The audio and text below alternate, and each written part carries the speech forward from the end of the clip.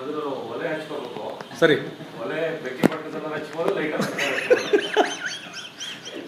ತವಾ ಇಟ್ಟು ಅಲ್ಲಿ ನೀವು ಸ್ವಲ್ಪ ಇಂಟೆಲಿಜೆಂಟ್ ಪ್ರಶ್ನೆ ಕೇಳಪ್ಪ ನೀನು. ಅದು ಇವ್ರು ಇರ್ತಾರಲ್ಲ ಹೋಸ್ಟ್, ಅವರೆಲ್ಲ ಕೇಳ್ತಾ ಇರ್ಬೇಕು.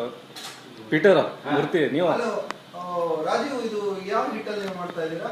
ಇದು ಒಂದು MTR ಅಂತೇಳಿ ನ್ಯಾಷನಲ್ ಇದ್ರ ಫುಡ್ ಕಂಪನಿ ಇದೆ. ಅವರು ರೆಡಿಮೇಡ್ ನಮ್ಮಂತ ದೇವಸ್ಥಗಳಿಗೋಸ್ಕರ ಮಾಡಿದ್ದಾರೆ.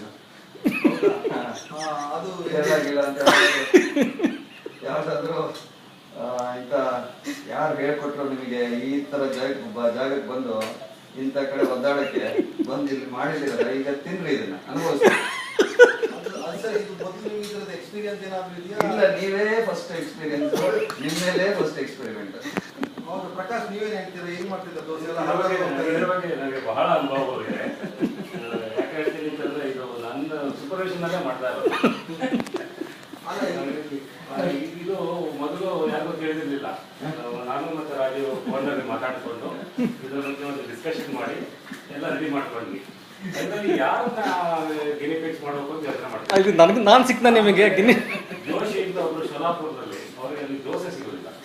ದೋಸೆ ತಿನ್ನೋಕ್ಕೋಸ್ಕರ ದೋಸೆ ತಿನ್ನೋದಕ್ಕೋಸ್ಕರ ಬಂದರು. ಅವಾಗ ಅವರನ್ನ ಕರ್ಕೊಂಡು ಬಂದು ಇಲ್ಲಿ ವಯನಾಡಲ್ಲಿ ದೋಸೆಯನ್ನ ಮಾಡ್ಕೊಡ್ತಾ ಇದ್ದೀವಿ. ಬಹಳ ಅದ್ಭುತವಾಗಿರುತ್ತೆ ರುಚಿ. ನೀವು ತಿಂದು ನೋಡಿ, ಆದ್ರೆ ಯಾರಿಗೂ ಹೇಳ್ಬೇಡಿ. ಅದು ಹೇಗಿದ್ರು ಚೆನ್ನಾಗಿದೆ ಅಂತ ಹೇಳ್ಬೇಕು. ಇಲ್ಲ ಅಂತಂದ್ರೆ ಬೇರೆ ಪನಿಷ್ಮೆಂಟ್. ಅಲ್ಲ, ಈ ಬಂದ ವಿಡಿಯೋನ ಮಾಡ್ತಾ ಇದ್ದಾರೆ ನಮ್ಮ ದೋಷಿ ಅವರು.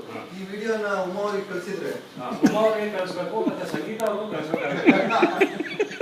ನೋಡಿ, ಅವರು ಟ್ರೈನಿಂಗ್ ತಗೊಳ್ತಾರೆ, ಹೇಗೆ ಗಂಡನ ಟ್ರೈನ್ ಮಾಡಬೇಕು ಅಂತ ಹೇಳಿ ಅವರು ಟ್ರೈನಿಂಗ್ ತಗೊಳ್ತಾರೆ. ಆದ್ರೆ ಒಂದೇ ಒಂದು ರೆಸಿಪಿ ಇದೆ. ನಾಳೆ ಇದನ್ನ ನೋಡಿ ಅವ್ರು ಇಂಪ್ರೆಸ್ ಆಗ್ಬಿಟ್ಟು ದೋಸೆ ಮಾಡಿಕೊಡೋ ದಿವಸ ಅಂತ ಹೇಳಿದ್ರೆ ಹೇಗೆ ಮಾಡೋದು? ಬೆಳಗ್ಗೆ ಎದ್ದು ಎಲ್ಲ ಅಡಿಗೆ ಕೆಲಸವನ್ನು ಇವ್ರಿಗೆ ವಹಿಸ್ಬಿಟ್ರೆ ಬಹಳ ಕಷ್ಟ ಆಗುತ್ತೆ.